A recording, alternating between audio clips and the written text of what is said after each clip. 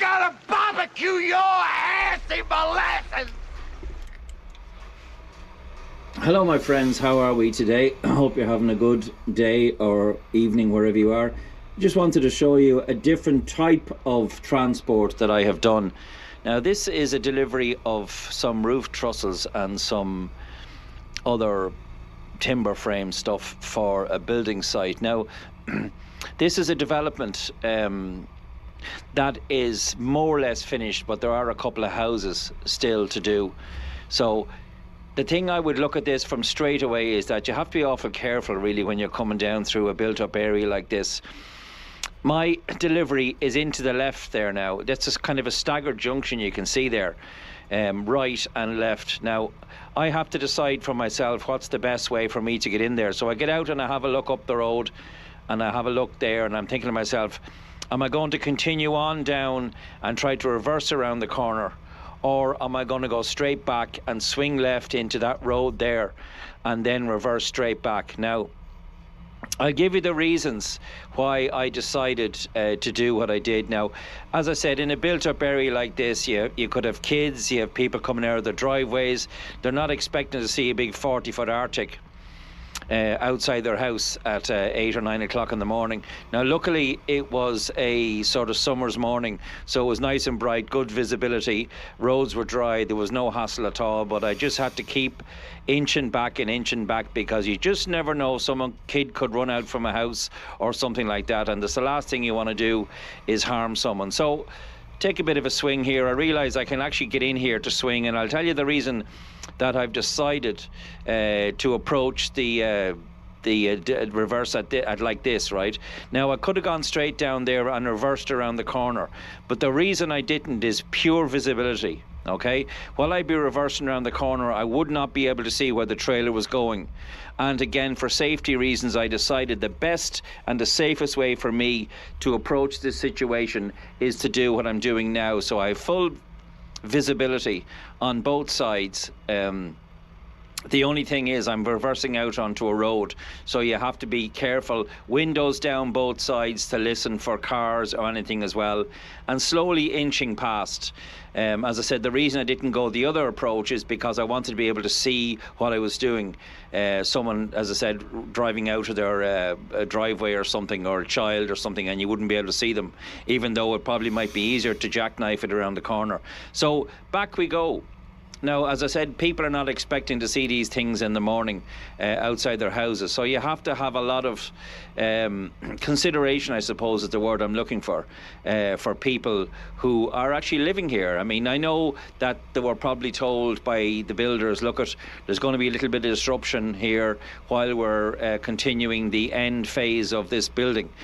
So I tried to keep it more or less smack bang in the middle of the road as I can. I don't want to be going up on the paths. Not that the path would cave underneath the truck or anything, but for visibility reasons, I want to keep it as straight and as even as I possibly can going back. You can see the crane there now in the distance that's going to be lifting off this stuff. It is a disruption for the people, and I do feel sorry for people who have to put up with this kind of stuff, but it's only a short term. These buildings fly up, and especially the timber frame buildings, they fly up. Absolutely fly up. So we're going back as far as this gate here now, and I'm waiting for the guy.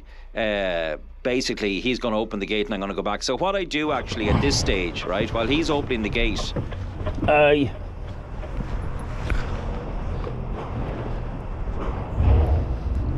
what I'm doing here basically is I have the engine of the truck switched off, okay, because it's going to take them a couple of seconds or a couple of minutes to move that concrete barrier out of the way. Now, I don't want to leave an engine of a truck running outside someone's house. These people here could have been on night duty, you know, they might be ill, and the last thing they need is the noise of a rattly truck rattling outside their door. So when I don't need the engine to be running, I will switch the engine off and wait until my path is cleared and I can drive in. So here we go now, my path is cleared. I've got a wave from the guy that it's clear to go. That's very important as well. You have to look out for what they call the banksmen.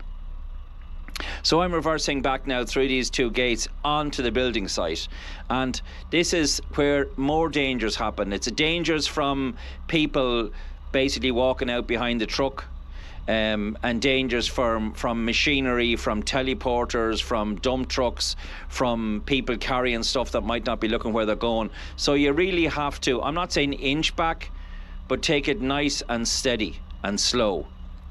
There's not an awful lot of room on either side, and I'm kind of, worried as well that there could be something sticking out, a piece of rebar or something sticking out where it might burst my tyre. So I have to take it nice and slow as I go back.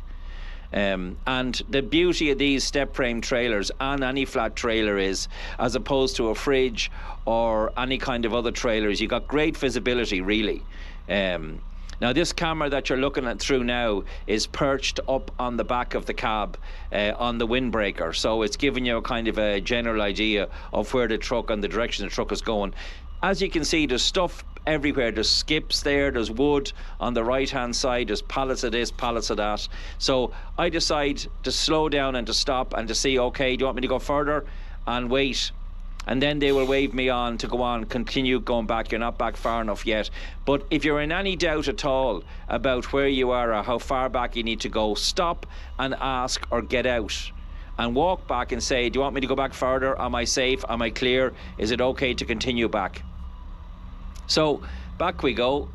You can see there's guys on scaffolds. Everyone is flying around the place doing their own thing. There are several different contractors here. The contractors that are doing the roofing, the contractors that are doing the tiling, the contractors doing the ground and the drainage and the whole lot. So back I go until I'm given a what to call to stop. The guy with the white hat there is the one that's actually directing me. He's the one that's going to be unloading this. So he said, I'm okay there. So we stop here now. And this section past this, where the unloading is sped up, but you will see me taking off the straps.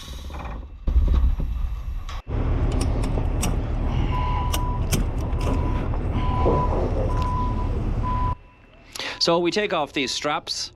There's not an awful lot of them on, but there's enough on it to secure the load. There's about 5 or 6 of those straps, and it's awful important as well, by the way, to stop on regular basis. Is to check that the straps are tightened, because sometimes the load shifts. Bumps and road stuff. These are very, very well strapped. This company is an excellent company based in Arklow, Armstrongs. They do all sorts of roof trusses, and you can see their name on the side of the lorry there. Very, very popular company and very, very busy. But this stuff is well strapped down. I didn't take any chances, and before I left the yard in the morning, I made sure that all these straps were tight, because it has happened that sometimes they loosen. But I made sure that they were all tight. So basically there's no hassle, no panic. And here we go now. This is actually sped up, as you can probably gather from it already. And these are the lifts. There's only 3 lifts in it. This is the first lift going down. This is the second lift. And straightforward enough. This guy, sound as a pound he is, knows exactly what he's doing. I just stayed out of the way. Don't mind the DG McCardle high vis. I'm sure the DG lads are having a good laugh at that. So there's the second lift off. And sometimes they'll take the podgers, which are the wooden pieces, and sometimes they won't. So here are the roof trusses coming off. Now what he wants me to do basically is, as soon as he's lifted them, he wants me to pull forward out of the way. So you can see him directing me there to pull forward. Yeah, it's okay to pull forward. And away I go. Nice and slow, nice and steady, out of the way. And then he can put I don't know where he's going to put them, whether he's going to drop them on the ground. That is none of my concern. My concern is to get away from that site without doing any damage to the truck or any damage to anybody else around me. And off we go. I really enjoyed doing this. I did it for a couple of months with Paul Doyle in Rathnew / Ashford. This is actually his brother's contract. But I enjoy doing it. Now, sometimes in the dark, wet, miserable mornings, it's not nice. But during the summertime, this is easy work. You have to watch what you're doing. Thanks a million for watching. I'll talk to you soon. Ciao for now.